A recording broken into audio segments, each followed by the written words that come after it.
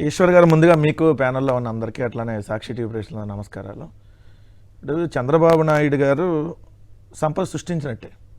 ఎందుకంటే అదే కానీ జగన్మోహన్ రెడ్డి గారు లేదంటే పక్కన కేసీఆర్ గారు వాళ్ళు అప్పు చేశారనుకోండి, తెలంగాణ అప్పుల కుప్ప, ఆంధ్రప్రదేశ్ అడుక్కు తినేసింది. ఆంధ్రప్రదేశ్ అప్పులతో అసలు అప్పుల కోసం వెళ్ళి బతిమలాడుకుంటున్నారు. ఈ రాష్ట్రం ఇన్ని అప్పులు చేస్తే అది కేసీఆర్ అన్న, అందుకని పర్టికులర్గా కేసీఆర్ అన్న, అందుకని ఆ వాడు ఎందుకు ఎత్తానంటే అప్పుడు కూడా అలా రాశారు. దాని తర్వాత ఏంటంటే ఇప్పుడు రేవంత్ రెడ్డి వచ్చిన తర్వాత అప్పులు చేస్తుంటే ఎక్కడ ఆ పత్రికలో కనపడలా.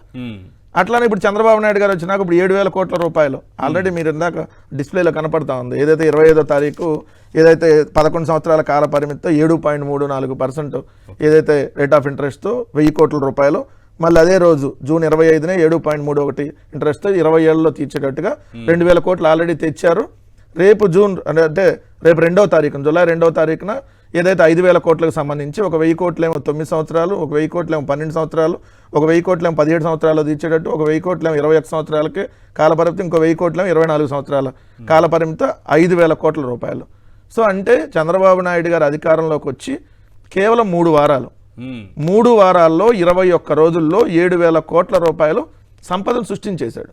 మరి ఈ సంపదను ఎవరెవరు ఖర్చు పెట్టాడని కూడా మనం చెప్పాలి. కాబట్టి సంపదని రామోజీరావు గారి సంస్మరణ సభ పేరుతో వాళ్ళ పత్రికలకి తెలంగాణలో, ఆంధ్రాలో, ఆంధ్రజ్యోతి, ఈనాడు పత్రికలకి పెద్ద యాడ్లు ఫస్ట్ పేజీలో, అలానే ఆ సంస్మరణ సభకి సంబంధించి ఏదైతే దాదాపుగా 24 కోట్ల దానికి ఖర్చు అయిందని యాడ్స్కి కానీ ఇటన్నిటికి సంబంధించి. మరి ఇప్పుడు ఈ తెచ్చిన 2,000 కోట్లు ఒక 25,000 కోట్లు 25 కోట్లు దానికి ఖర్చు పెట్టాడు.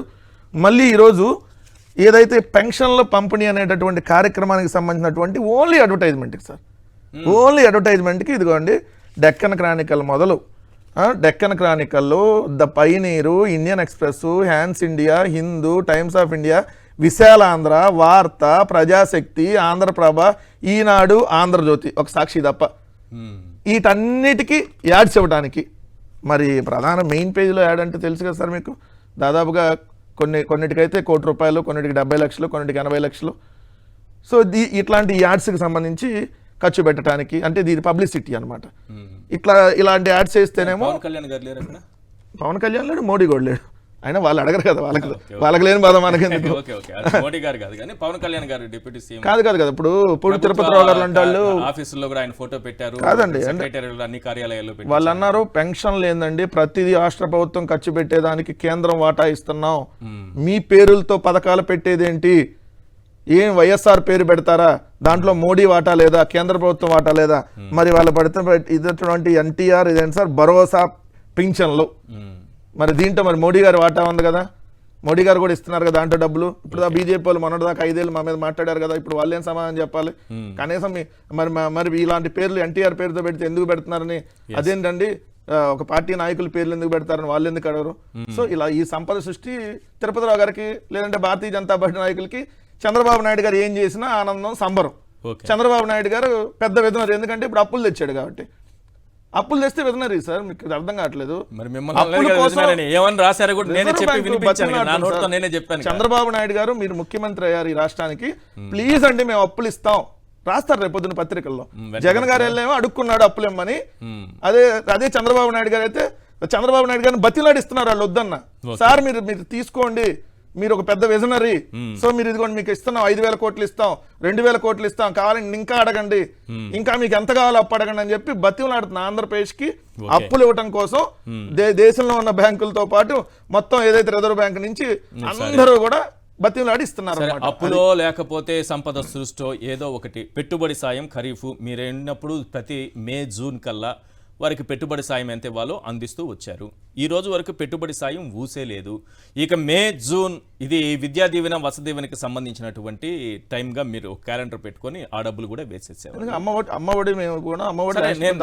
అమ్మఒడి ఉంది, ఇంకా చంద్రబాబు నాయుడు గారు ఇవ్వాల్సినవి చాలా ఉన్నాయి. అవన్నీ సరే, ఒక ఆలస్యమైన ఒక నెల ఆలస్యమైన రేపు నెలలో అమ్మఒడి వేసినంత మాత్రాన ఏం కాదు.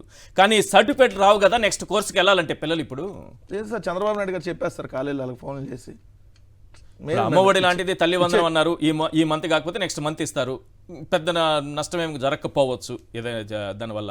ఇంకా 3,000 రూపాయలు నిరుద్యోగ భృతి రేపు నెల కాకపోతే అవతల నెల నుంచి స్టార్ట్ చేస్తారు. కానీ రైతులకు పెట్టుబడి సాయం ఉంటేనే కదా మే నెలలో ఇవ్వాల్సిందే కదా, జూన్ కల్లా కంప్లీట్ చేయాల్సిందే కదా. మీరెవరండి ఈశ్వర్ గారు అసలు క్వశ్చన్ చేయడానికి వాళ్ళని? చంద్రబాబు నాయుడు సార్ అక్కడ ఉంది, చంద్రబాబు నాయుడు గారు ఉన్నారు, అడగకూడదు. అడిగితే మీరు కూడా దొంగ, లేదంటే మీరు కూడా మీ మీద కూడా రాస్తారు. సో అడగటానికి లేదు, చంద్రబాబు నాయుడు గారు ఎప్పుడు ఇస్తే అప్పుడే పంట వస్తుంది. అవసరమైతే రెయిన్ గన్లతో పంటను చేస్తాడు, దోమల మీద దండయాత్ర చేసినట్టుగా. అవసరమైతే దాని తర్వాత ఇప్పుడు ఈ సీజన్ కాదు, నెక్స్ట్ సీజన్లో వేసుకుంటారు రైతులు పంట. అంటే ఇన్నాళ్ళు చంద్రబాబు నాయుడు ఇస్తేనే పంట వేశారని అడుగుతారు, రేపు పొద్దున వాళ్ళు క్వశ్చన్ చేస్తారు.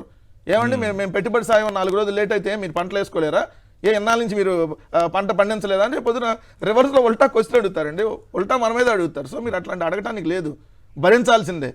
5 ఏళ్ళు రాష్ట్ర ప్రజలు భరించాల్సిందే. ఎందుకంటే ఎన్నుకున్నందుకు ప్రభుత్వాన్ని ఖచ్చితంగా భరించాల్సిందే. అప్పులు తెచ్చినా అడగటానికి లేదు. అడిగి మీ ఇష్టం ఉన్నట్టుగా రాస్తే మీ ఛానల్ మీద మాట్లాడతాం, మీ మీద మాట్లాడతాం, ఇంకోళ్ళ మీద గట్టిగా మాట్లాడితే కేసు కూడా పెడతాం. అర్థమైందా? ఏం మరి మీరు రోజు అప్పుల గురించి ఇటు మీద డిబేట్లు పెడితే మీ మీద కూడా కేసు పెడతాం. సో భరించాల్సిందే, అవసరమైతే దేనికైనా జైలుకైనా పోవాల్సిందే. సో పెట్టుబడి సాయం ఉన్న రైతు అడిగాడా, రైతుని కూడా తీసుకెళ్లి జైల్లో పెడతారు. ఎవరన్నా స్టూడెంట్ నాకు ఫీజు రియంబర్స్మెంట్ డబ్బులు రాలేదండి, ఇప్పుడు నాకు అకాడమిక్ ఇయర్ అవుతుందని అడిగారా, అవసరమైతే మిమ్మల్ని మీ తండ్రి అందరు కలిసి జైల్లో పెడతాం అంటారు.